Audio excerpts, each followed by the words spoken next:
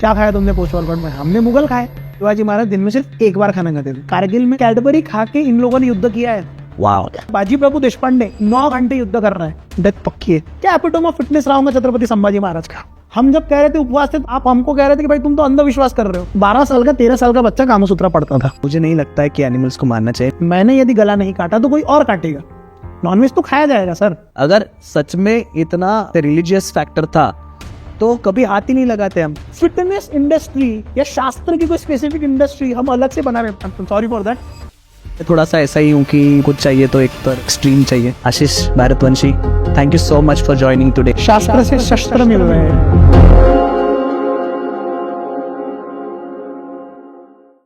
Hello guys and welcome to fitness talks with Praneet the podcast. और आज बहुत ज़्यादा मतलब दिल थाम के बैठे, क्योंकि आज होने वाला है अग्नि तांडव। And if you really want to know about everything related to history which proves he is the person that you can simply subscribe to और फॉलो टू। बाकी का सब कुछ Ashish Bharatvanshi, thank you so much for joining today. Thank you so much for connecting. Thank you so much sir, आपने मुझे बुलाया। मुझे कभी लगा नहीं था कि किसी फिटनेस के चैनल पे मुझे पॉडकास्ट के लिए बुलाया जाएगा। तो मैं ऐसा समझता हूँ कि आज शास्त्र से शस्त्र मिल रहे हैं। तो पहला सवाल जो हमारे पॉडकास्ट का हमेशा ऐसा एक ट्रेडिशन रहा है, that was why are you here. और दूसरी चीज ये कि क्या था ट्रिगर पॉइंट सर कि आपको भी लगा कि यार फिटनेस तो होना चाहिए। मैं जब 8th क्लास में था, 8th और 9th क्लास में, सो मेरी पर्सनैलिटी जो मेरा बिल्ट है ना, वो ऑलरेडी बिल्ट ऐसा ही है कि धाड़ धिप्पाड़ ऐसा ह्यूज पर्सनैलिटी वाली। सो एक पुश जो होता है आपको बॉडी के अंदर में, वो जो नेचुरल था कि भाई you are already a bit muscular than others.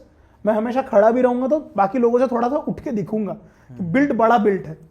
Along with that ऐसा था कि आपको अगर नेचुरली बिल्ड बचपन से मिल रहा है ना, तो आप हमेशा ऐसे रहेंगे कि आपके बिल्ड के हिसाब से आपका कॉन्फिडेंस भी बढ़ता है। कर लेंगे अपन, कोई टेंशन नहीं है, चलो जाएंगे अपन, ये होगा वो होगा वो होगा। सो मैं सर 9th and 10th की बात है ये, 9th क्लास में मैं एनसीसी में था। हमारे ना स्कूल में एनसीसी के पैसों में कुछ चोरी हुई थी। ओके। तो मैंने पकड़ा था किसने की थी। एंड आई सेड कि ये व्यक्ति है, मुझे पता है इसने ऐसा ऐसा किया है। मैं उसके बाद में मैं जा रहा था कहीं से and suddenly that person along with his friends वो मुझे आमने सामने टकरा गए। नाक फूटने तक मारा था मुझे। अच्छा।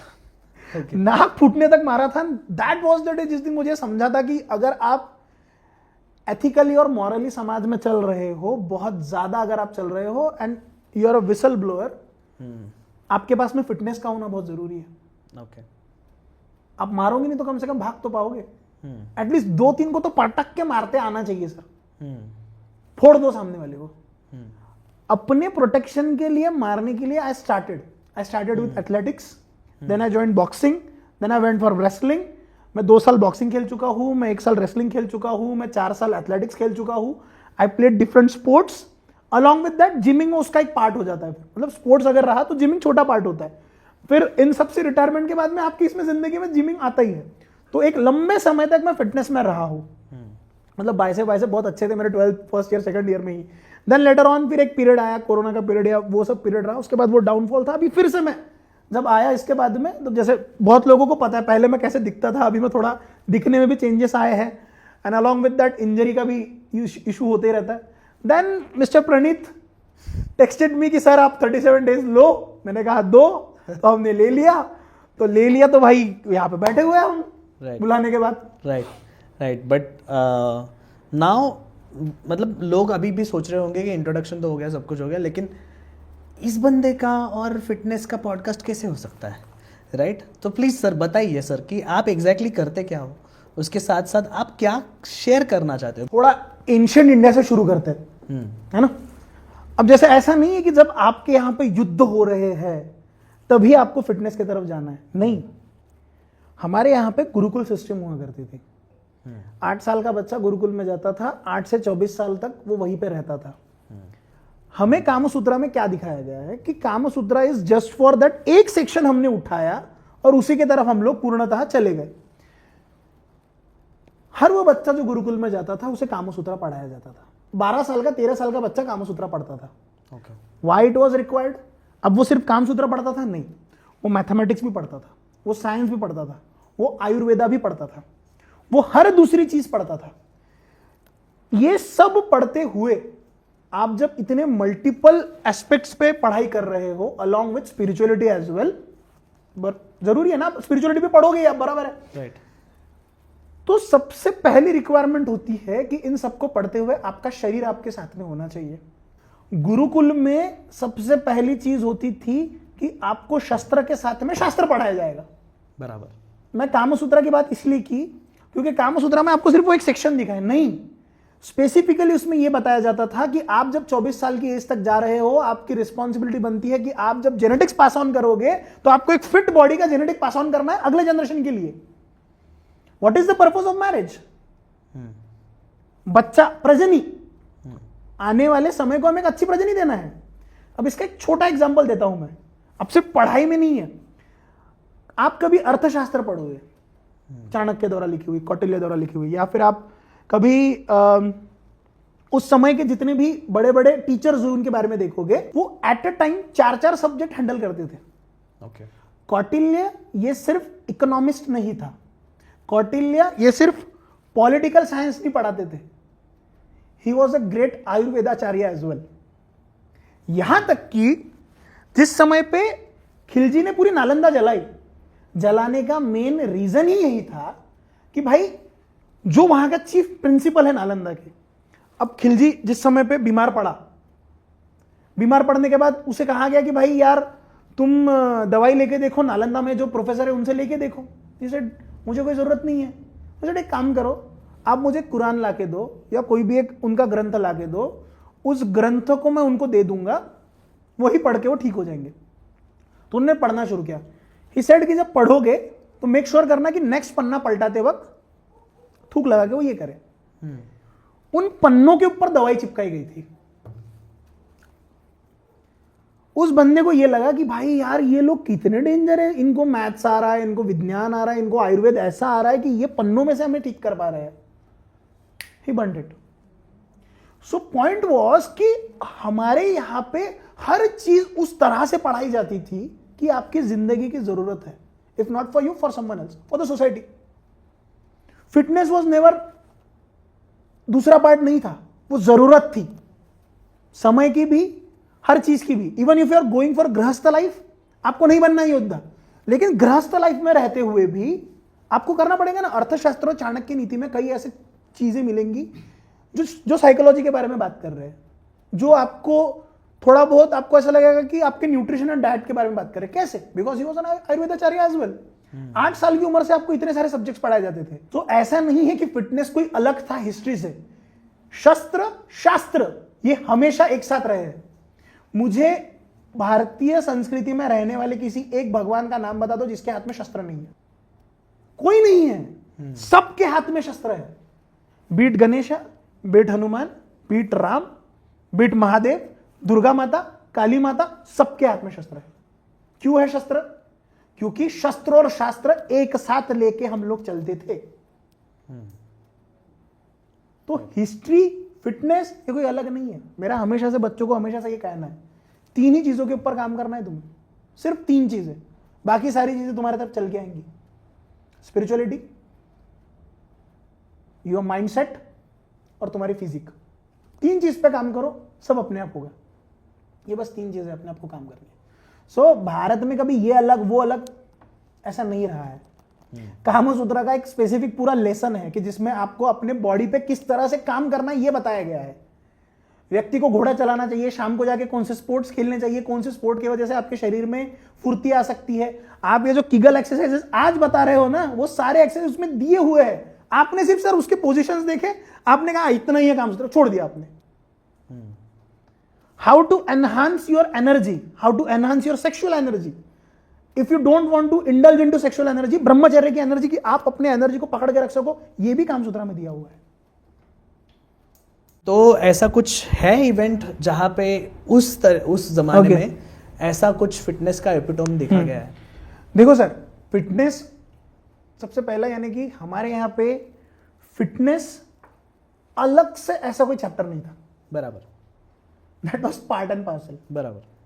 जिस तरह से हम ब्रश कर रहे हैं उसी तरह से फिटनेस रहता था। हम्म, ठीक है, अगर आज आप देखोगे हमें हमारे शास्त्र में आयुर्वेद, योग, इतनी तरह से हमारे इसमें चीजों में इतने हमारे इसमें थी, हमारे घर के सेक्शंस में भी इस तरह से रखा गया था कि आज उसी को बाकी की दे आर कॉपिंग इट। जैसे हल्दी का दूध बन गया आपका टर्मरिक लैटे, है ना, आप जैसे कर रहे हो प्राणायाम, वो कह रहे हैं कि हम उसे कहेंगे बॉक्स ब्रीदिंग, राइट। सो इसमें दो चीजें कैसी है, ध्यान से समझना, कि जब हम एंशिएंट वॉरियर्स के बारे में भी बात कर रहे हैं या किसी भी व्यक्ति के बारे में बात कर रहे हैं, शस्त्र चलाना या युद्ध करना, घोड़ा चलाना, यह आपका जिंदगी का अविभाज्य घटक था, आप उससे भाग नहीं सकते। युद्ध इतने पैमाने पे होते थे भारत में, अगर पुराने जमाने में हम जाए, महाभारत के समय पे भी अगर हम जाए, युद्ध करना यह खेल की तरह हो चुका था। इसीलिए उस खेल में नियम बनाए गए, कमर के नीचे कोई तलवार नहीं मारेगा, शाम होने के बाद सब घर में आके सो जाएंगे, शाम के बाद में युद्ध नहीं होंगे। क्यों? क्योंकि युद्ध करना इतना हमारे इसमें हो चुका था, हमारा अविभाज्य घटक, कि हमें फिटनेस वाज अ पार्ट, खेलना इज अ पार्ट, वो कोई अलग बात नहीं है। मतलब फिटनेस इंडस्ट्री या शास्त्र की कोई स्पेसिफिक इंडस्ट्री हम अलग से बना रहे, सॉरी फॉर दैट, लेकिन मैं कह रहा हूं कि अलग ऐसा हमें सोचना पड़ रहा है, बराबर, ऐसा कुछ भी नहीं था, right. Second thing, diet pattern, Bharat में ब्रेकफास्ट जैसा कुछ भी नहीं था। Okay, there was nothing like a breakfast. आप किसी भी आश्रम में जाओ जो एंशिएंट मेथड से आज भी चल रहा है, वहां पे आपको नाश्ता नहीं दिया जाएगा, वहां पे आपको खाना मिलेगा, 2 ही टाइम मिलेगा, 10:30 से 11 के बीच में और शाम को 5:30 से 6 के बीच में, 8 आवर के विंडो में, जैसे आप इंटरमिटेंट फास्टिंग कहते हो। इसीलिए हमारे ऊपर जिस समय पे आक्रमण भी हुए, हमने कई साल तक उसे डिफेंड करने में हम पीछे नहीं हटे। जो ऊपरी बॉर्डर थी, राजस्थान, जाट्स, राष्ट्रकूटास, एवरीवन, हम सक्षम थे, हमने वो किया है। यहां तक कि आप जब स्पिरिचुअल एंगल में भी जाओगे, अघोरी लोगों ने तलवार उठा के औरंगजेब के खिलाफ युद्ध किया है सर, जिन्हें आप स्पिरिचुअल कह रहे हो, उन लोगों ने, हर व्यक्ति के घर में एक शस्त्र होता था, आयुध हम जिसे कहते हैं। अंग्रेज आने के बाद में उन्हें बैन लगाना पड़ा उनके पास, क्योंकि सबको पता था भाई ये आतंकी लोग हैं, मार देंगे हम लोगों को, तो आपके पास में शस्त्र नहीं रहेगा। दशहरा क्यों सेलिब्रेट करते? दशहरे के दिन हम किसकी पूजा करते थे? शस्त्र की पूजा होती थी ना। आज शस्त्र नहीं तो हम गाड़ियों की पूजा कर रहे हैं, बराबर। So this was a part of our culture, कोई अलग से नहीं होता था। मर्दानी खेल, आम्ही जे महाराष्ट्रामध्ये आपण मर्दानी खेळ करतो, हर किसी के घर में पढ़ाया जाता था। क्यों? Self defence was the part of your knowledge, वो होना ही चाहिए। अहिंसा परमो धर्म, धर्म हिंसा तथैव च, ये कोई लाइन नहीं है, ऐसा कोई श्लोक नहीं है धर्म हिंसा तथैव च, बट यदि तुम्हारे ऊपर कोई आ रहा है तो तुम्हें तुम्हारा बचाव करना, तुम्हारे साथ में समाज का बचाव करना, ये तुम्हारी जिम्मेदारी है। इसीलिए तुम्हें वो पढ़ना जरूरी है। आपके पास में जंगल है, आपके सामने यदि प्राणी आ जाता है तो उससे संरक्षण करना आपकी जिम्मेदारी बनती है। ये हमारा पार्ट ही था, अलग नहीं था। सबके सब लोगों को जैसे किसी न किसी तरीके का शस्त्र उठाना चाहिए ही था, और जैसे हर एक व्यक्ति खुद का शस्त्र चुन भी लेता था, और उसके हिसाब से खुद के वो शस्त्र चलाने के लिए या वैसे लड़ाई करने के लिए, वैसे युद्ध करने के लिए जैसे भी तरीके का फिटनेस चाहिए था वो लाते ही थे, राइट। तो अगर इस सब में अगर देखने जाओ तो ऐसा कुछ ऐसे इवेंट्स के साथ हम स्टार्ट कर सकते हैं जहाँ पे मुझे एक आइडिया मिल जाएगा कि हाँ इसमें तो लग गया था भाई। अब जैसे एक स्पेसिफिक इवेंट है, 16th सेंचुरी से आते हैं हम, है ना। ओके। एक महाराणा प्रताप का युद्ध है। महाराणा प्रताप के युद्ध में बैटल ऑफ दिवेर है। बैटल ऑफ दिवेर में महाराणा प्रताप ने युद्ध नहीं किया है, महाराणा प्रताप के बेटे ने युद्ध किया है। महाराणा प्रताप के बेटे की उस समय पे उम्र रही होंगी अमर सिंह जी की 16-17 साल। अच्छा, है ना। 16-17 साल की उम्र में जिस समय पे मुगलों की आर्मी से ही वॉज फाइटिंग, उन्होंने एक भाला फेंक के मारा। He threw। वो इतने जम के लगा था कि वो व्यक्ति के पूरा आर पार घुस चुका था जिसके खिलाफ वो युद्ध चल रहा था। यहां पे देखने वाली बात यह है एक 16 साल का बच्चा भी युद्ध में उतर के इतने जबरदस्त तरीके से भाला मार रहा है कि वो व्यक्ति नीचे गिरा। इसके बाद में उस व्यक्ति ने बुलाया, जिसे भाला लगा उसने बुलाया, मर रहा था वो। महाराणा प्रताप आए, महाराणा प्रताप बोले तुम्हारी आखिरी इच्छा क्या है? हम मरते हुए को भी गंगा जल पिलाते, तुम्हारी आखिरी इच्छा क्या है? बोले मुझे उस व्यक्ति को देखना है जिसने मुझे भाला मारा। तो वहां पे अब अमर सिंह बहुत दूर थे, बोले इसको बुलाऊंगा तब तक ये गुजर जाएगा। बोले इसने मारा? बोले नहीं, जितनी हाथों में ताकत थी उस व्यक्ति की भाला मारते वक्त, ये व्यक्ति में उतनी ताकत नहीं है। अमर सिंह को बुलाया गया। 16 साल का बच्चा भी, अच्छा यहां तक कि जिस व्यक्ति को भाला मारा, मुझे वो नाम याद नहीं आ रहा है उसका भी, वो कमेंट्स में बताएंगे लोग आपको, ठीक है? जिसको भाला मारा, ही वॉज 6 फीट, मोटा माटा, एकदम हेल्दी। सट्ट से भाला पड़ा, हाथी से नीचे गिरे वो। अच्छा। सो आपको फिजिकल रिक्वायरमेंट आपकी कितनी जबरदस्त रही होंगी। The force.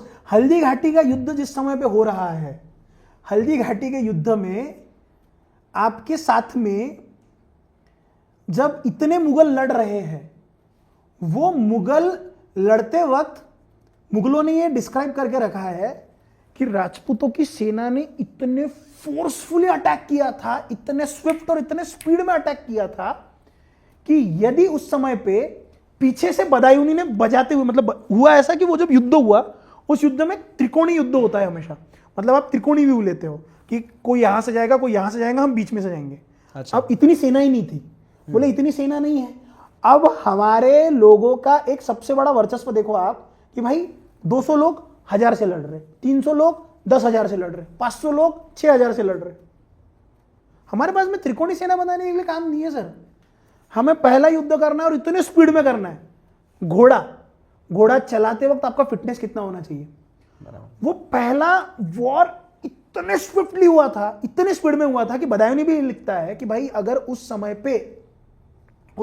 पे यदि पीछे एक व्यक्ति ने ढोल बजाना शुरू किया और उसने ये कहा कि अकबर स्वयं युद्ध में आ रहा है, मुगलों की सेना पलट चुकी थी पीछे कि अब हम जीतने नहीं वाले, पीछे जाना शुरू किया था। वो इतने स्विफ्ट और इतने स्पीड में युद्ध हुआ था। अब उसके लिए फिटनेस की रिक्वायरमेंट कितनी रहेंगी आप सोचो। एक और इंसिडेंट बताता हूं मैं आपको। जिस समय पे अफजल खान आ रहा था ना, अफजल खान आते वक्त छत्रपति शिवाजी महाराज ने 6 महीने तक उसको रोक के रखा था, थाम उसको लाने मत दे। That was psychological war as well, but along with that, क्या वो सिर्फ साइकोलॉजिकल वॉर था? नहीं। शिवाजी महाराज के बारे में ये स्पेसिफिकली लिख के रखा गया है कि शिवाजी महाराज दिन में सिर्फ एक बार खाना खाते थे। ये स्पेसिफिकली लिखा गया है। ये बहुत ब्रिटिशर्स के अकाउंट में भी मिला हुआ है कि शिवाजी महाराज दिन में ज्यादा नहीं खाते थे, वंस, और फिर अगर कुछ खाना होगा तो फ्रूट वो खा लेंगे। 1 मील अ डे, 6 मील नहीं लगते थे दिन के, 25 ग्राम हर मील में, 30 ग्राम हर प्रोटीन वो हर मील में, नहीं, एक मील। लेकिन जिस समय पे अफजल खान आ रहा है, 6 महीने में छत्रपति शिवाजी महाराज ने मल्ल युद्ध में प्रैक्टिस करिए कि भाई अगर इसको जब गले लगाऊंगा, मैं इसको मारूंगा, तो ये अगर यहां से पकड़ेगा तो मैं क्या करूंगा, यहां से पकड़ेगा तो क्या करूंगा। एंड शिवाजी महाराज ने स्पेसिफिकली अपने शरीर को पावरफुल बनाने की पूर्णता उस समय पे कोशिश करी है। ये सब कुछ डॉक्यूमेंटेड है। Okay. Along with that, Marathas दिन भर प्रैक्टिस करने की कोशिश करते थे कि भाई 300 लोग अगर 5000 के सामने खड़े हैं, सो ऐसा समझो एक व्यक्ति 10 से लड़ेगा। अगर एक व्यक्ति 10 से लड़ रहा है, एक व्यक्ति गिरा, तो दूसरे व्यक्ति पे जिम्मेदारी आएंगी कि उसको 20 से लड़ना पड़ेगा। अगर आप 20 व्यक्तियों से लड़ रहे हो, आप वो डंडा जो होता है ना, मैं चैलेंज कर सकता हूं, वो डंडा 5 मिनट के ऊपर कोई घुमा नहीं सकता। जिम में जाने वाला व्यक्ति भी थक जाएगा हाथ। आपको 20 लोगों से लड़ना है, 1 घंटा, 2 घंटा, 3 घंटा, आपको कंटिन्यू लड़ते रहना है। उस लड़ाई में आपका फिटनेस किस तरह से होना चाहिए सर? एंड नॉट जस्ट 20, 22, 25 साल का कोई लड़का, बाजी प्रभु देशपांडे, वो पावन खिंड का युद्ध चल रहा है, 9 घंटे की लड़ाई है, वो 45 साल की उम्र है, उसके पहले 12 घंटे वो कंटिन्यू चल के आए हुए लोग हैं। रात को आप लोग एक तकरीबन आखिरी प्रहर जो होता है उसमें आप निकले हो, लास्ट सेकंड प्रहर में, मतलब रात को 8-9 बजे पैदल चल के आओ, क्योंकि घोड़ों से आओगे तो आवाज आएगी, पैदल चल के आए हो, पावन खिंड में रुके हुए हो, पावन खिंड में रुकते हुए 300 लोग हैं, 300 लोगों ने से युद्ध टेक्निक लगाई, भैया यहीं पे युद्ध हो सकता है, शिवाजी महाराज को सामने भेज दिया। भेजने के बाद में सबको पता है डेथ पक्की है, डेथ पक्की है, यहां से जाएंगे नहीं। लेकिन कब तक पक्की है? जब तक मेरा राजा गढ़ पे नहीं जाएगा, मी मरडर नहीं है, मैं मरूंगा नहीं। कितना भी खून जाए, पकड़ के रखना पड़ेगा, तुम्हें बचा के रखना होगा।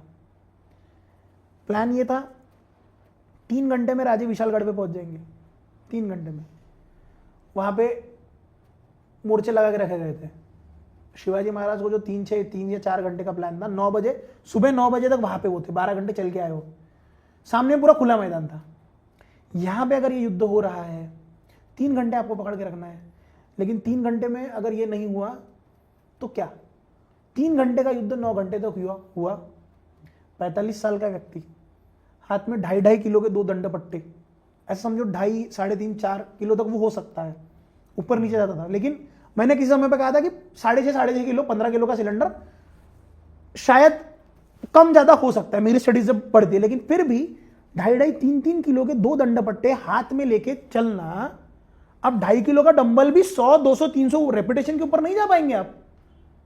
आपको उसे घुमाना है कंटिन्यूअसली। एक सिंपल एग्जांपल ले सकते हैं कि अगर आपने लैटरल रेजिस मारते हुए हाँ, हाँ। लैटरल रेजिस में हम 5 kg के डंबल 2.5 kg या 7 या 8 रेपिटेशन भी कर थक जाते हैं, वो भी हिलाते वक्त। मतलब पूरा का पूरा ऐसे भी नहीं है कि हाथ ऊपर गया और होल्ड हो गया, वहां से नीचे लाना है, फिर से ग्रेविटी पूरी 0 कर दिया, फिर से उठाना। और वो भी सिर्फ आप हाथ हिला रहे हो। दंड पट्टा चलाते वक्त आपके पैरों का कोऑर्डिनेशन होना चाहिए, अच्छा, आपके आंखों का कोऑर्डिनेशन होना चाहिए, ओके। यहां तक कि आपका ये भी कोऑर्डिनेशन होना चाहिए, अबे वो भाग रहा है उसको पकड़ ले, वो आगे नहीं जाना चाहिए, राजा नहीं पहुंचना है माता। कोई क्रिएटिन नहीं खाया हुआ है, ना कोई प्रोटीन पाउडर है, ना आने से पहले ना कोई प्रोटीन बार खाया हुआ, इनको ये भी नहीं पता रात को हमने कितने बजे खाना खाया है। तुम्हारा प्री वर्कआउट यही है जिस राजा के वजह से आज हम भाकरी खा रहे हैं, वो राजा जिंदा रहना चाहिए। That's it, that's it.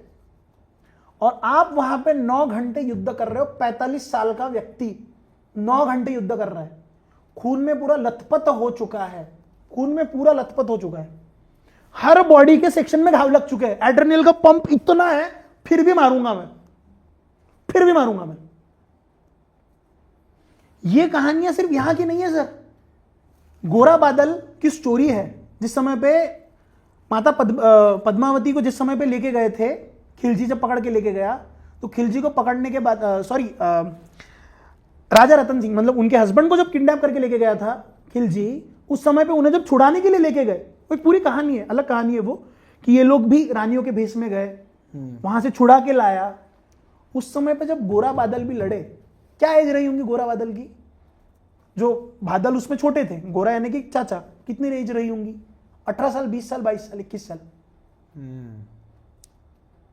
आपको पकड़ के रखना है, नहीं यार मेरा राजा जिंदा रहना चाहिए, राजा रहेगा लोग रहेंगे। आप 9 घंटे तक युद्ध कर रहे हो, रात को 12 बजे भी आपने कुछ, 12 घंटे से आपने कुछ खाया नहीं, यहां पे भी कंटिन्यू युद्ध चल रहा है। एक्सट्रीम लेवल ऑफ फिटनेस, वो भी छोड़ो ना सर, एपिटोम बताता हूं मैं आपको फिटनेस का। एक व्यक्ति को 40 दिनों तक यातनाएं दी गई, वो व्यक्ति टस से मस नहीं हुआ, घुटने तोड़े, आंखें छीली, पैर निकाले, सब तोड़ा। क्या एपिटोम ऑफ फिटनेस रहा होगा छत्रपति संभाजी महाराज का? मार दे, मैं नहीं झुकने वाला, मार, जितना मारना है मार, मैं झुकने नहीं वाला।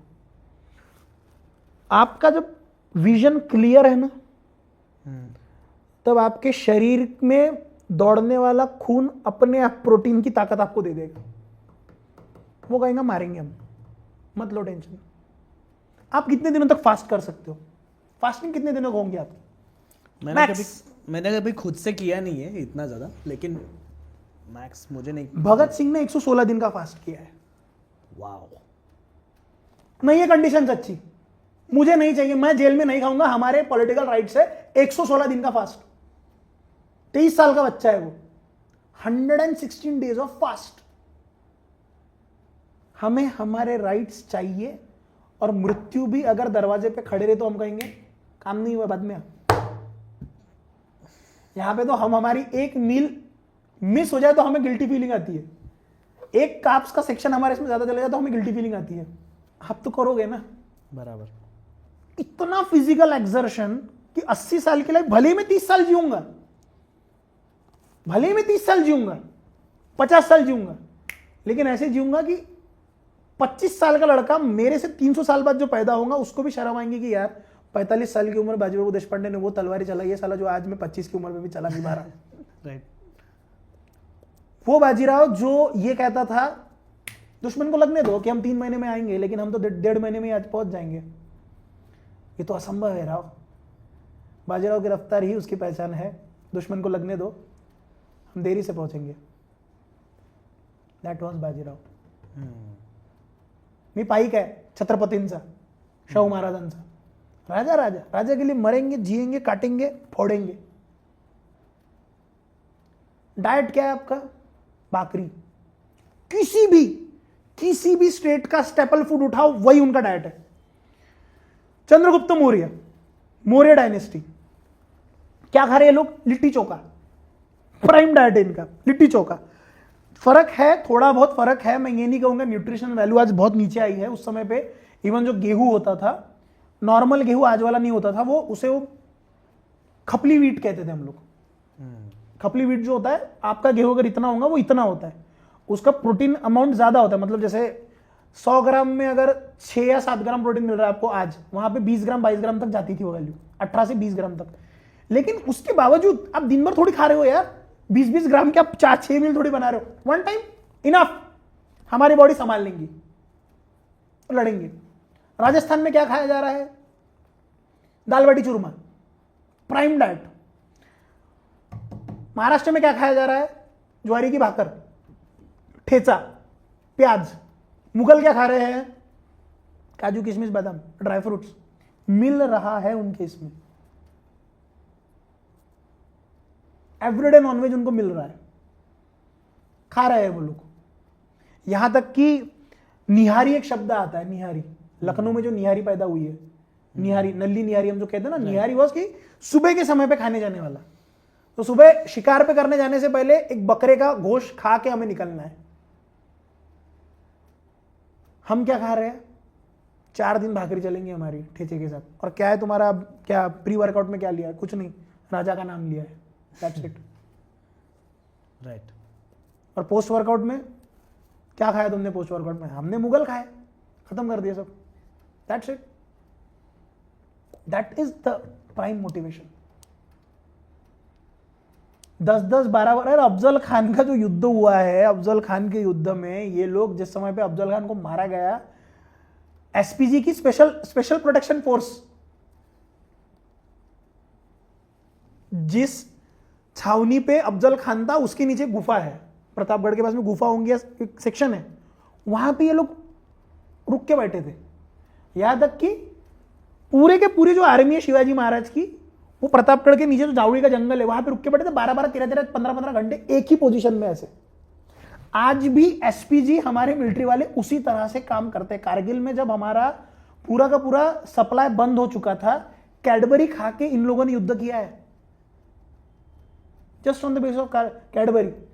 बहुत बड़े बड़े हाइट्स पे आज भी जब खाना बंद हो जाता है, मुझे लगता है मेजर गौरव आर्या का ही स्टेटमेंट है, ये किसी का स्टेटमेंट है, वो कहते थे हमारे यहाँ पे एक बार सप्लाई बंद हो गया। क्या था हमारे पास? जो चावल था।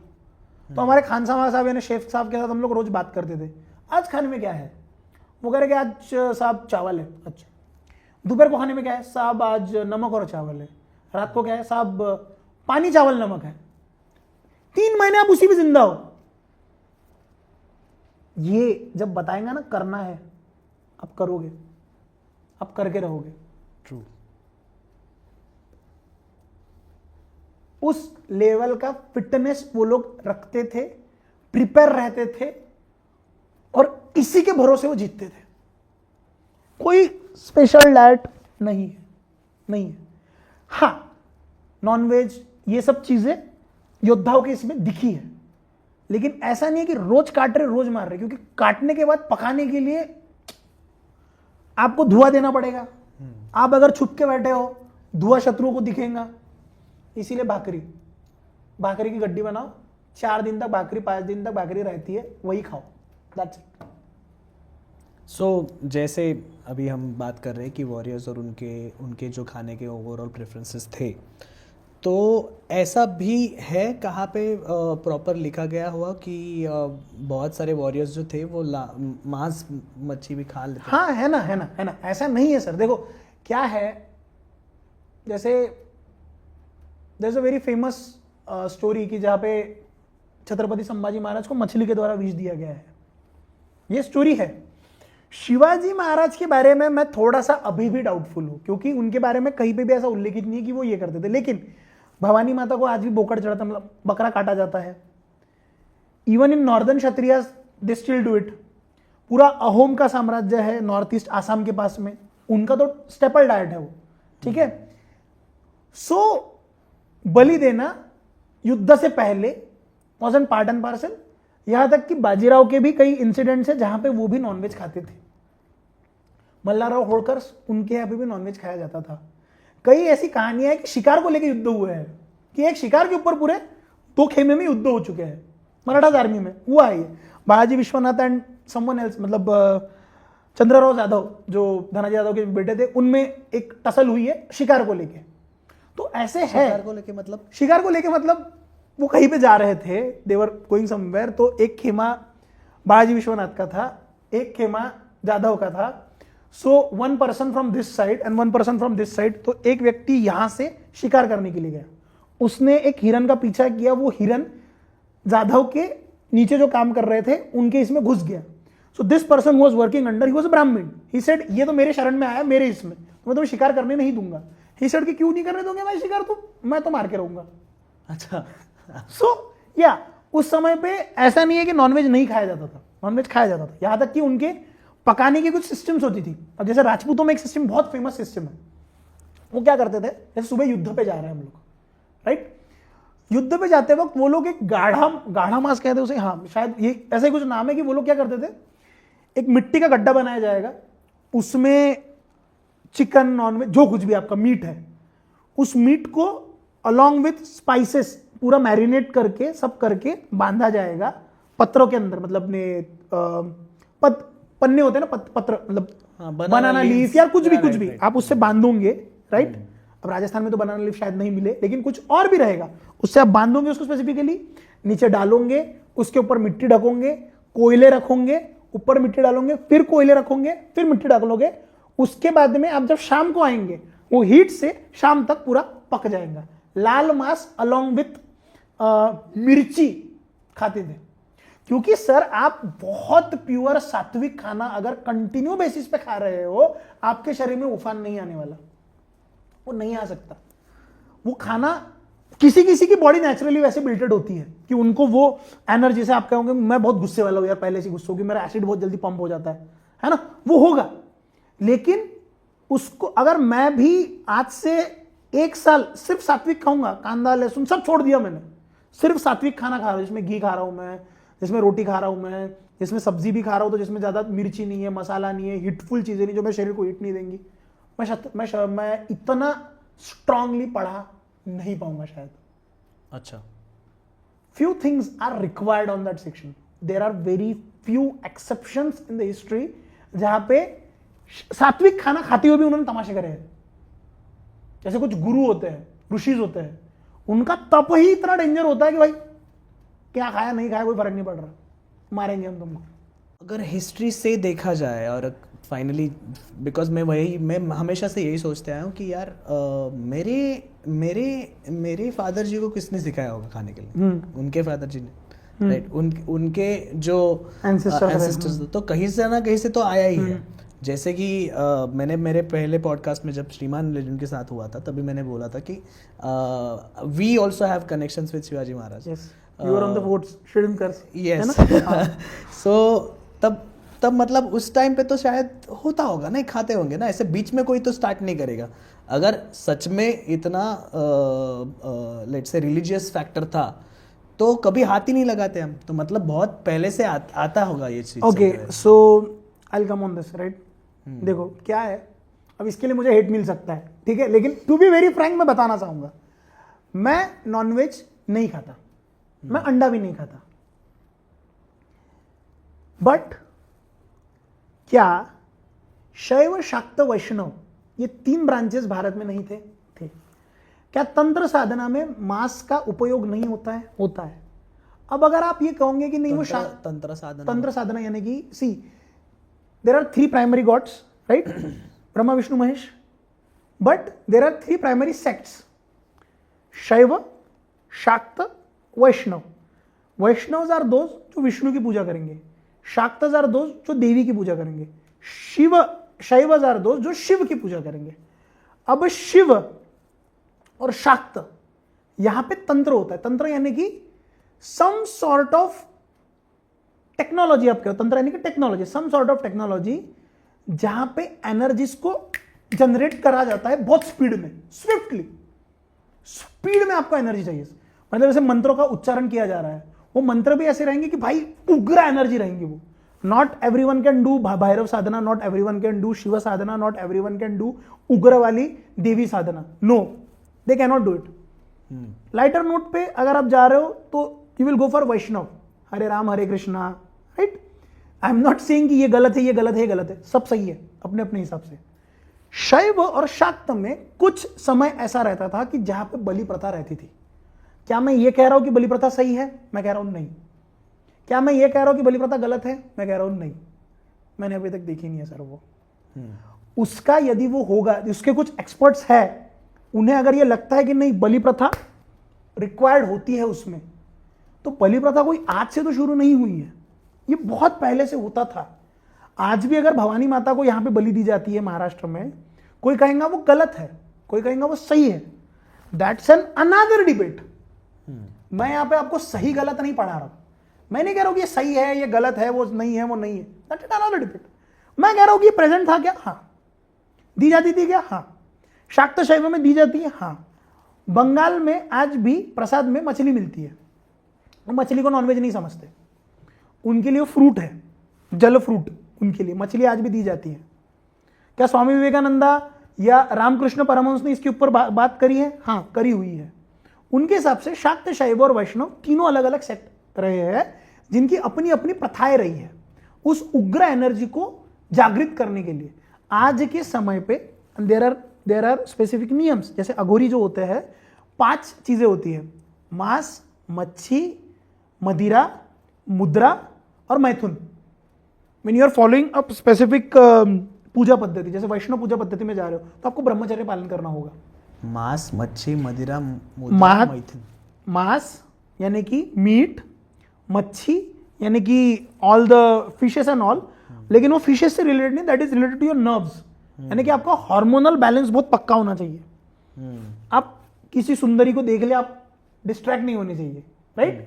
मांस, मच्छी, मुद्रा जली हुई चीजें, या ये कहो ग्रेन्स। सन्यासी डायरेक्ट ग्रेन्स नहीं ग्रहण कर सकते, यू कैन नॉट। आप अग्नि की तरफ नहीं जा सकते, ये नियम है, कुछ नियम है। कुछ सन्यासियों में ऐसा होता है कि आप भुनी हुई चीजें नहीं खाएंगे। मांस, मच्छी, मुद्रा, मदिरा, दारू एंड मैथुन, you can not have sex. Aghori में 5 होता है। अच्छा। They will eat human flesh as, जो गंगा में बहाया जाता है। They will have sexual intercourse as well, right? But that everything is a part of their sadhana. यहां तक कि उनका यह कहना है कि शिव ने यदि इस सृष्टि का निर्माण किया है, हर वो चीज जो इस सृष्टि पे अवेलेबल है वो शिव है। वो विष्ठा भी खाते हैं, विष्ठा यानी कि समझ गया, है ना, वो विष्ठा भी खाते हैं, वो वहां तक है। अब इसके व्यतिरिक्त यदि आप शास्त्रों के हिसाब से जाओगे, normal vegetarian food over eating करना वो भी गलत है। 6 मील अ डे, जाके पूछो किसी से, गलत है बोलेगा वो व्यक्ति, नहीं खा सकते आप। क्योंकि यदि आप स्थूल हो रहे हो, स्थूल यानी कि वजन आपका बढ़ रहा है खाने की वजह से, गलत है। यदि आप अपने मसल को पंप करने के लिए खा रहे हो विदाउट एनी रिक्वायरमेंट, गलत है। पहले के समय में शस्त्र शास्त्र की जब मैंने बात की, they were not behind muscle definition, they all were behind कि हमारा काम होना चाहिए, मैं शस्त्र चला सकूं। उन्होंने ये नहीं कहा कि मेरा 16 इंच का बाइसेप होगा तभी शस्त्र चलेगा। ओवर खाना भी गलत है, ये बहुत शास्त्रों में लिखा हुआ है कि अगर मैं 6 मील खा रहा हूं दिन के, मतलब 4 मील में किसी और के हिस्से के खा रहा हूं, सो अगर इस बात पे डिबेट चली जाए कि मैं तो प्योर वेगन हूं, मैं दिन में यार मैं वेगन तरीके से बॉडी बनाता हूं, रिक्वायरमेंट है क्या तेरी बॉडी बनाने की इतनी ज्यादा? क्यों खा रहा है तू? मसल बढ़ा रहा है, ये कर रहा है, वो भी शास्त्र के हिसाब से गलत जाएगा। सेम सिमिलर वे में ग्लूटनी करके एक वर्ड आता है क्रिश्चियनिटी में, यहाँ पे ओवर ईटिंग बैन करी गई है। अच्छा, नहीं खा सकते आप इतना। ओके। हम जब खाते तो हमें क्या कहा जाता है, 4 हिस्से अगर हमारे शरीर के हैं, मतलब पेट के हैं, 3 हिस्से को भरो, 1 हिस्सा खाली रहने दो, इतना ही खाओ जिससे आप सस्टेन रह सको। उपवास रखो हफ्ते में 1 दिन, जिसको आप 24 डे फास्टिंग कहते हो आज के समय में, वाटर फास्टिंग कहते हो आपके समय में। These people knew all such stuff. हमारे यहाँ पे ऐसी चीजें थी कि जब हम रेगुलरली फास्ट करते थे, जैसे अभी जापान में उन्होंने फास्टिंग से ये निकाला कि भाई फास्टिंग आपके कैंसर सेल को रिवर्स करता है। नोबेल अवार्ड लेके चले गए वो लोग। हम जब कह रहे थे उपवास थे तो आप हमको कह रहे थे कि भाई तुम तो अंधविश्वास कर रहे हो, है ना? So all these things were available over there. यहां पे ये बात नहीं है कि वेज खा रहे हो नॉन वेज खा रहे हो, एथिक्स एंड मॉरलिटी की बात बाद में आएंगी सर। आपने पूछा अवेलेबल था क्या, मेरा जवाब है था। अब इस पे आप अलग बहस करो, एथिकल था नहीं था, मॉरल था इमोरल था, वो बात की बात है। जो कुछ भी अवेलेबल है खाओ और काम करो। यस, एक और स्टोरी बताता हूं मैं आपको। देयर वाज अ कौशिक ऋषि। कौशिक ऋषि का नाम सुना है मुझे नहीं पता, हमारे दक्षिण में एक बहुत बड़े ऋषि हुए हैं तो कौशिक ऋषि। एग्रेसिव, एक्सट्रीमली एग्रेसिव, मतलब साधना करने बैठे, किसी पंछी ने देखा, पंछी की तरफ देखा, पंछी बस एग्रेसिव ऋषि कि मैं साधना करने बैठा हूं, तूने मेरे ऊपर विष्ठा कैसे की, देखा बस। So Kaushik Rishi he went to the village and एक जगह पे गए और उन्होंने कहा कि भिक्षाम देही। So that lady was doing some of the work जो घर के अंदर भी, तो वो अब बाहर नहीं आई जल्दी। कौशिक ऋषि चिढ़ गए, बोले भिक्षाम देही, बाहर ही नहीं आई। फिर कुछ समय के बाद में जब वो बाहर आई तो उन्होंने कहा एक ब्राह्मण एक सन्यासी का तुम अपमान कर रहे हो, तुम्हें पता भी है, तो तुम्हें क्या दंड दे सकता हूं? दैट लेडी सेड शांत हो जाओ, तुमने सुबह जिस पंछी को भस्म किया ना, पंछी नहीं हूं मैं। शी वाज शॉक्ड, भाई तुम्हें कैसे पता मैंने पंछी को ये किया? बोले माते आप मुझे बताओ क्या आपके गुरु कौन है? ही सेड यहां सीधा जाओ, विलेज में जाओ, विलेज में जाने के बाद में बाजार आएगा, बाजार में आखिरी कोने पे एक खाटिक की दुकान है। खाटिक यानी कि जो नॉनवेज काट रहा है उसकी दुकान है, वो मेरा गुरु, जाके उससे मिलो। ही वाज शॉक्ड, भाई खाटिक? ही वेंट टू द खाटिक। उन्होंने देखा यार यहाँ पे सब नॉनवेज कट रहा है यार, मैं कहाँ कैसे जाऊंगा, ये करूंगा वो करूंगा, मैंने यार, and he was moving away. Suddenly that a come, उन्होंने भेजा ना तुमको, आ जाओ जाओ, इधर। ही वाज अगेन शॉक्ड, यार इसको कैसे मालूम? Then he picked his hand, took him to his house. बोले यहाँ बैठो आप, मेरे माता पिता की सेवा करनी है, बोली मुझे मेरे माता पिता की सेवा करनी है, वो करके मैं वापस आऊंगा। राइट?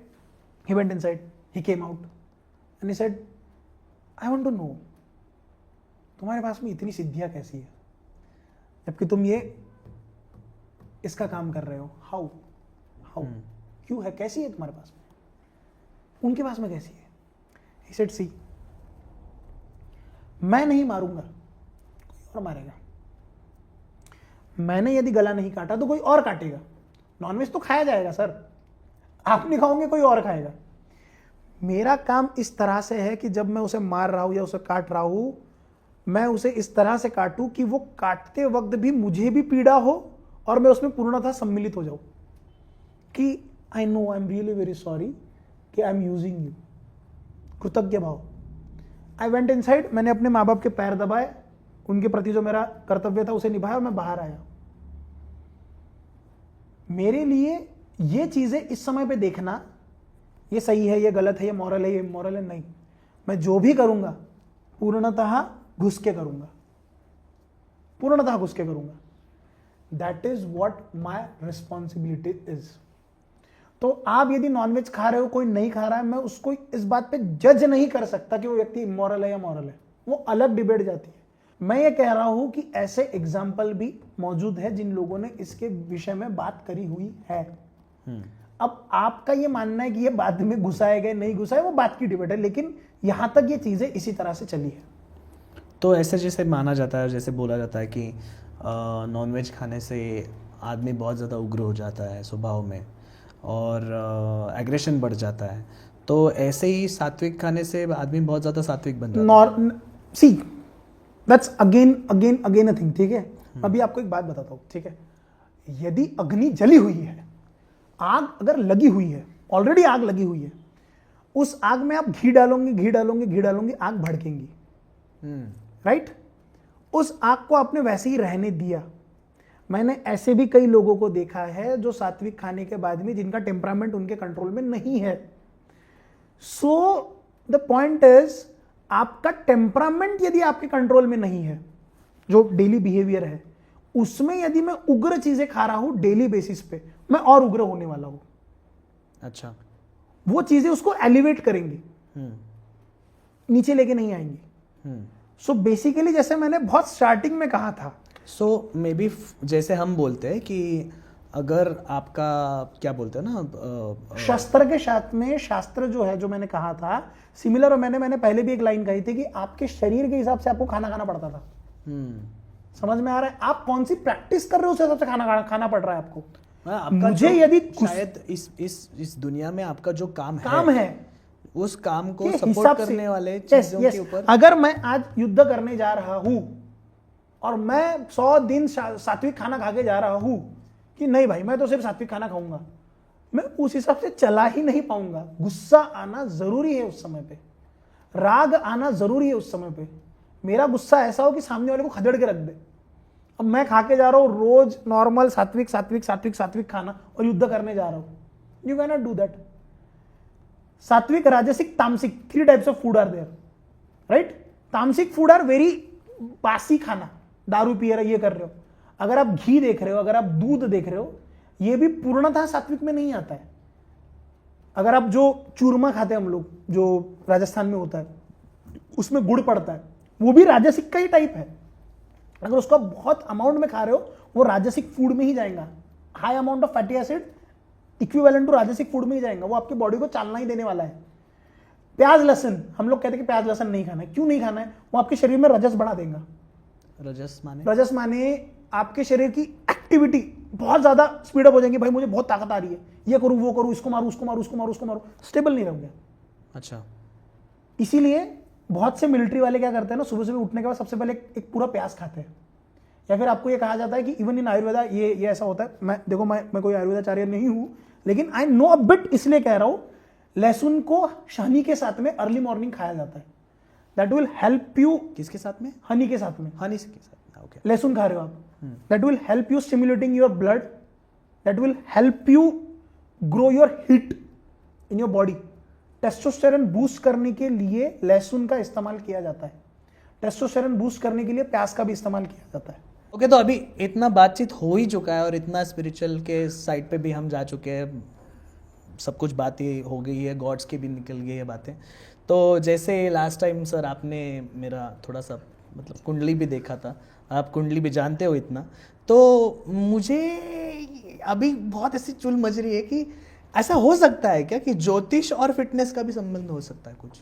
मेरा जहां तक ऑब्जर्वेशन, जैसे मैं स्टूडेंट रहा हूं, तो हाँ, ज्योतिष का भी संबंध आपके फिटनेस से आता है। अब जिसको ज्योतिष को मानना है माने, नहीं मानना है नहीं माने, दैट इज अ स्टडी। वो इतने सालों से चलते हुए आ रही है कि देखा गया है कि किसी व्यक्ति का मंगल यदि उच्च का होगा, अगर यदि वो व्यक्ति मांगलिक है, एक पता है मांगलिक व्यक्ति क्या होता है? मांगलिक व्यक्ति वो होता है, मंगल दोष ऐसा कोई दोष नहीं होता है। अब ये आने को तो आया हुआ है कि मंगल दोष है नहीं है। मैं पहले बता दूं, आई am not an expert in ज्योतिष शास्त्र, लेकिन मेरे हिसाब से या फिर जो अभी तक मैंने जितनी स्टडी करी हुई है, मंगल दोष इज व्हाट? मंगल दोष इज समथिंग कि आप सेक्सुअली बहुत ज्यादा हाइटेंड हो, बहुत ज्यादा पिक पे आपकी सेक्सुअलिटी है।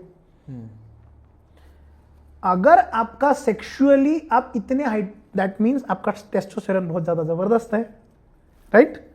अगर आप मांगलिक हो, मुझे अच्छा लग रहा है, मेरा पॉइंट हो रहा है ना? इसका मतलब आप बहुत ज्यादा टेस्टोस्टेरोन आपका हाई है, इसका मतलब आपके बॉडी में एनर्जी उस लेवल पे है।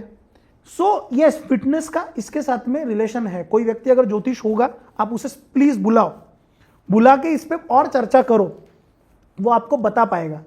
जैसे अगर मैं कह रहा हूं, ये स्पेसिफिकली देखा गया है कि किसी का मंगल अगर और शनि एक दूसरे को देख भी रहे हैं, हायर चांसेस कि उसकी इंजरीज ज्यादा होगी। अच्छा। ठीक है, ये स्टडी है। अब ज्योतिष शास्त्रों का मानो ना मानो वो बात की बात है। जैसे मैंने आपके बारे में कहा था, मैंने कुंडली देखने से पहले भी कहा था कि सर आपका ना सूर्य बहुत अच्छा होगा। आपके कौन से घर में सूर्य है? पहले ही घर में आपके सूर्य बैठा है। मर्क्यूरी स्ट्रॉन्ग करने के लिए क्या क्या गया है? Breath, yoga, because mercury is related to your brain, mind, right? विचारों से रिलेटेड मून है, माइंड से रिलेटेड मर्क्यूरी है। तो मर्क्यूरी अगर ठीक करना है तो योगासन करो। जैसे आप उस दिन मुझे स्क्वाटिंग सिखा रहे थे, स्क्वाटिंग में सबसे इंपॉर्टेंट क्या था सर? बार हाथ में लेने के बाद ब्रीथ, राइट? सबसे जरूरी हमारी जिंदगी में होती है ब्रीदिंग। फोकस ब्रीदिंग करते हैं हम लोग, जैसे प्राणायाम करते, योगा करते, ब्रीदिंग। आपके योगा प्राणायाम अगर सही है, आपका ब्रेन अच्छा, जितना ऑक्सीजन ब्रेन को पहुंच रहा है उतना ज्यादा बेहतर है वो आपका मर्क्यूरी ठीक करेगा, बिकॉज आपकी हेल्थ अच्छी हो रही है। ऑन दैट बेसिस अगर आपके ये सारी चीजें प्रॉपर है, आपका माइंड भी प्रॉपर फंक्शन करता है। If you are doing regular cardio, heart and mind proper करेगा। ये सारी चीजें लिंक्ड अप है। मैं कह रहा हूं ज्योतिष शास्त्र आपको बर्तन की तरह मिला हुआ है कि आपके शरीर का बर्तन क्या है।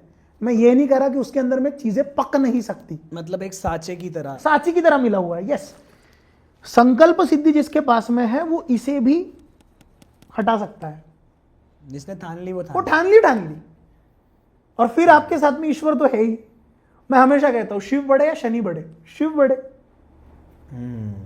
तो मतलब आपका थोड़ा सा कल शिव के तरफ ज्यादा है मेरा। हाँ, अच्छा मुझे बताओ ईश्वर कैसे है? ईश्वर मेरी तरह है। ईश्वर मेरी तरह क्यों है? किसी श्वान से जाके पूछोगे आप, किसी कुत्ते से जाके पूछोगे ईश्वर कैसे, वो कहेगा 4 पैर वाले हैं। कुत्ते को ईश्वर कुत्ते की तरह दिखेगा, चींटी को ईश्वर चींटी की तरह दिखेगा। मुझे शिव मेरे तरह दिखते हैं। क्यों? क्योंकि मेरा वो काम है, उग्रता मेरा स्वभाव है। मुझे तांडव करना है हिस्ट्री में, मुझे वो फोड़ना है, मुझे उस चीज की रिक्वायरमेंट है, मुझे समाज में बदलाव लाना है, डिस्ट्रक्शन से सृजन करना है, जो पुरानी हिस्ट्री है उसको डिस्ट्रक्ट करना है। मेरी रिक्वायरमेंट है शिव जी। डिवोटी किस तरह से होता है? कोई भी डिवोटी, ये स्पेसिफिकली ये भी देखा गया है, ठीक है? आज मैं हिस्ट्री के टॉपिक में हम लोग नहीं है, लेकिन ये इस पे भी मेरा थोड़ा बहुत स्टडी इसमें बता रहा हूं कि हम उसी ईश्वर को पूजेंगे जिस तरह से हमारे लाइफ की फिलॉसफी रहेगी। अच्छा, मेरा काम है बहुत मारामारी करना, not in the basis of just डुशुम। मेरा काम है भाई कि मुझे तांडव करना है हिस्ट्री के बेसिस पे। मैं शिव की तरफ नेचुरली अट्रैक्ट हो जाऊंगा। मेरा काम है लोगों को शांत मौन होके लोगों को वो ज्ञान देना जिससे समाज में परिवर्तन हो। मैं थोड़ा सा कृष्णा की तरफ भी झुकूंगा। मेरा काम है कि मैं लोगों को विजडम देना चाहता हूं, लोगों से झगड़े नहीं करना चाहता। मेरा गणपति की तरफ जाएगा। यदि मैं चाहता हूं कि नहीं भाई मैं तो काटूंगा, मारूंगा, जो सामने आए उसको फोड़ूंगा, आप नेचुरली देखोगे सारे Kshatriya from north to south, Maharana Pratap, Rajput, मां काली, भवानी, मराठास, भवानी, ककाटिया साम्राज्य, ककाटिया दुर्गा, उनकी दुर्गा देवी है। अहोम्स, कौन सा मंदिर है वहां पे वो अपना तंत्र वाला, अहोम साम्राज्य, वो वहां पे भी दुर्गा ही है, राइट? देन उसके बाद में नेपाल जाओगे, उनकी दुर्गा मां अलग है। नीचे चोलाज में जाओगे, वो भी मां दुर्गा काली की पूजा कर रहे हैं। Every another warrior who is taking an energy, वो उसी की पूजा करके जा रहे हैं। Tukaram Maharaj, Vitthal and Tukaram Maharaj related to Shivaji Maharaj. Shivaji Maharaj ने तुकाराम महाराज के कीर्तन देखे हैं, तुकाराम महाराज को अपनाया है, but to fight with the enemies, to Mughals, उन्हें जो एनर्जी लग रही है वो शिवजी से ही आ रही है, वो मां भवानी से ही आ रही है। डिवोटी वैसे ही होगा जैसे आपका भगवान होगा, आपकी आदतें वैसे ही होगी जैसे आपका भगवान होगा, क्योंकि हमारे यहाँ पे अहम ब्रह्मास्मि कहा गया है। तो जब तक आप भगवान में खुद को और खुद में भगवान नहीं देख सकते, आप युद्ध नहीं कर सकते। अच्छा, आप अपनी जिंदगी नहीं जी सकते। What is Shiv? What is Shiv? Shiv को तीसरा नेत्र कहा जाता है, राइट? सो एक कहानी आती है कि जहां पे कामदेव ने शिव को बाण मारने की कोशिश की, जस्ट बिकॉज पार्वती के साथ में उनकी शादी होनी चाहिए, राइट? सती वेंट अवे, पार्वती के साथ में शादी होनी चाहिए, पूरे देव चाहते थे कि भाई शादी हो, तभी जाके कार्तिकेय पैदा होंगे, तभी जाके सारी चीजें जो लीलाएं होंगी। एक स्टोरी आती कि उन्होंने कामदेव को बाण मारा, कामदेव, शिव ने तीसरा नेत्र खोला और कामदेव को भस्म कर दिया। योगा के बेसिस में एक कहानी आती है कि हु इज शिव। शिव वो है जिन्होंने अपने शरीर के हर नाड़ी पे नियंत्रण पाया था। शिव वो है कि when Kamdev was not in front of him, उनके भीतर में जब काम वासनाएं उत्पन्न हुई तो उन्होंने अपने तीसरे नेत्र को अंदर ही अंदर खोला और अपनी काम वासना को खत्म कर दिया। So who is Shiv? Who is the devotee of Shiv? Devotee of Shiv वो रहेगा जो एपिटोम रहेगा कि भाई मुझे शास्त्र भी चलाना है, मुझे शस्त्र भी चलाना है, मुझे नृत्य भी करते आना चाहिए, I am a bit feminine as well, I am a masculine as well, I am centric as well, सब तरह से जो जाएगा वही शिव का डिवोटी रहेगा। मैं अपने अंदर की काम वासना को खुद ही खत्म कर सकता हूं, that is the devotee of Shiv. जैसे आप हो, जिस तरह से आप बनना चाहते हो, उस तरह के ईश्वर आपके सामने आएंगे। That is what you are. So fitness में अगर आप देखोगे, बहुत लोग हनुमान की पूजा करते हैं, वज्रंग, जिसका वज्र का अंग है। What is Hanuman? हनुमान के डिवोटी को आप कभी भी देखना, very close to Hanuman devotee. अगर आप उनको एक काम बताओगे, वो कहेंगे ओके सर मैं कर रहा हूं, बिकॉज हनुमान का काम क्या है? श्री राम ने कहा मैं काम करके आऊंगा। They are there for you as a protector, but not as someone कि मैं आपको लीड करने वाला हूं, मैं फॉलो करूंगा। अगेन, जिसका हनुमान जी से ज्यादा कनेक्शन रहेगा, हनुमान को कौन से दिन हम करते हैं? मंगलवार या शनिवार, उसका मंगल भी उतना स्ट्रांग होता है। Mangal is senapati. So Hanuman ji is not a king, Hanuman is senapati. मैं जाऊंगा, काम करके वापस आ जाऊंगा। जैसे आपका वे ऑफ बिहेवियर रहेगा, उसी तरह के गॉड के तरफ आप अट्रैक्टेड होने वाले हो। समय के हिसाब से हो सकता है कि आपके लाइफ की फिलॉसफी चेंज हो जाए, तो आपके ईश्वर भी बदल सकते हैं, आपके ईश्वर भी उसी तरह से बदल सकते हैं। आई थिंक बहुत सारे लोगों को ऐसे होता होगा कि सिचुएशनली जैसे वो लाइफ के अलग अलग पड़ाव में जाते हैं, हाँ, वैसे वैसे ईश्वर अलग अलग चुनाव बदलता है। Yes, right. एंड उसी हिसाब से आपके फिटनेस का रेजिम भी चेंज होता है। अच्छा, हाँ, तो इसी हिसाब से मुझे लगता है कि मुझे योगा स्टार्ट करना चाहिए। नहीं, because I really want myself to be little calm. मैं थोड़ा सा ऐसा ही हूँ कि मुझे सब कुछ चाहिए तो एक तो एक्सट्रीम चाहिए, चाहिए ही चाहिए। If you have ever seen any of the ancient temple of Shiva, ये जितने भी कामसूत्र के पोजीशंस जब आप कहते हो, वो आपको शिवा के टेम्पल के बाहर ही मिलेंगे। अच्छा, why is it so? Because Shiva वो है जिसने अपने एग्रेशन पे, जिसने अपनी लस्ट पे, हर चीज पे, वो व्यक्ति है। मतलब शिव जी वो व्यक्ति है ना कि एज एन वो उस एपिटोम पे बैठे हुए हैं कि जहां पे शिव जी ने हर चीज को अपने काबू में पा लिया है। वो एक समय पे तांडव करके सृष्टि को खत्म कर सकते हैं, और another moment he can sit like this. Harmless कौन है? या फिर आप कब फॉरगिव कर सकते हो किसको? जब आप खत्म करने की ताकत रखते हो, right? So aggression is always required. Aggression होना ही चाहिए, उसके बिना मैं कुछ नहीं कर सकता। एग्रेशन फिलॉसफी है, चाहे वो जिमिंग की हो, किसी की भी हो। आप कराटे जब खेल रहे हो तो आपको सिखाया जाता है हा हू, आवाज अगर मैं निकल रहा हूं, एग्रेशन अपने आप आएगा। जब वो रॉड पकड़ के आप बहुत टाइट पकड़ोगे तो शरीर कहेगा भाई दे इसको, पंप दे, तो नहीं हो पाएगा उसके बिना। You need that kind of Ishwar, you need that kind of. उठाओ ना आप एक काम करो, कालीचरण महाराज का आपने नाम सुना होगा, जटा टवी गलत जल, वो जो कहते हैं, यू जस्ट गो एंड वो जिस तरह के वो व्यक्ति है, भाई ऐसा होना चाहिए, वैसा होना चाहिए, वो उनका फॉर्म हो चुका है, बिकॉज वो काली भक्त है। आप उसी तरह के बनोगे जिस तरह के आपके ईश्वर है। तो in a similar manner fitness regime में भी जब आप घुसते हो, आपका पैटर्न उसी तरह से बिहेव करता है। तो आप जब कह रहे हो कि मुझे शांत होना चाहिए, नहीं होना चाहिए, नहीं, मैं कभी नहीं कहता एग्रेशन खत्म करो।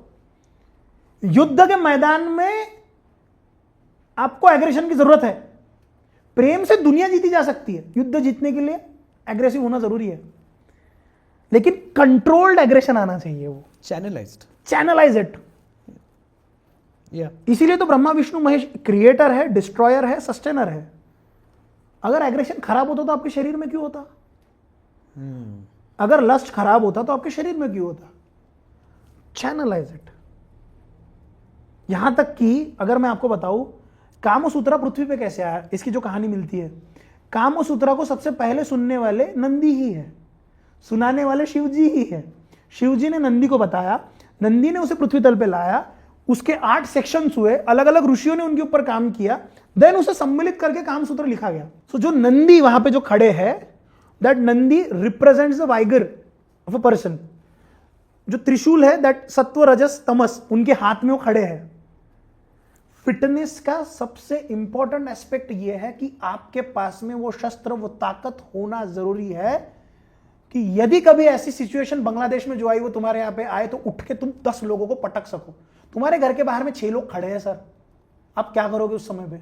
पुशअप मारना शुरू करोगे कि आज बाइसेप बनने चाहिए? नहीं, रिक्वायरमेंट है। मैं नहीं कह रहा कि आपको मारो, किसी को जाके मारो, जरूरी है, करना पड़ेगा। That is what Shiva denotes, कि मैं अभी शांत बैठ सकता हूं और तीसरा नेत्र खोल के सबको भस्म कर सकता हूं। मैं अभी, देखो सोचने वाली बात है, सबसे ज्यादा सोचने वाली बात है। डांस को हम लोग हमेशा फेमिनिटी के साथ जोड़ते हैं, लेकिन सबसे खूबसूरत नृत्य करने वाले शिवा है। और हमेशा फेमिनिटी को हम लोग बहुत सरलता के साथ जोड़ते हैं, लेकिन सबसे फियर्स वॉरियर हमने मां दुर्गा को कहा है। सो fitness was always a part of शस्त्र एंड शास्त्र, दिस कल्चर ओनली। वो हमारे शरीर का अविभाज्य घटक होना चाहिए। आप यदि जिस ईश्वर को पूज रहे हो उसकी तरह बनो, पूजो मत, तभी आपको मंदिर में जाने की जरूरत नहीं पड़ेगी, क्योंकि मैं जानता हूं शिव मेरे अंदर बसे हुए हैं। अहम ब्रह्मास्मि को जियो। ब्यूटीफुल। तो गाइज, इसी के ऊपर आज का पॉडकास्ट एंड करते हैं यहीं पे। अगर आपको कुछ सजेशंस है, मुझे भी लगता है कि मतलब मेरा भी ऐसा ही था कि नहीं रुकना चाहिए और भी चलते रहना चाहिए, because this is like philosophy and fitness and everything is just my most special topics. But अगर आपको भी लगता है कि ये कंटिन्यू होना चाहिए और आपको लगता है कि किसी मुद्दे के ऊपर बात करना चाहिए, तो प्लीज़ कमेंट में बताइए। और जैसे मैं आप सब लोगों को पूछते ही रहता हूँ, भाई ज़रा प्लीज़ एक बार बता देना। सर को देखो, फिटनेस रेजिम फॉलो करो और चैनल को लाइक, सब्सक्राइब और शेयर करो अभी के अभी।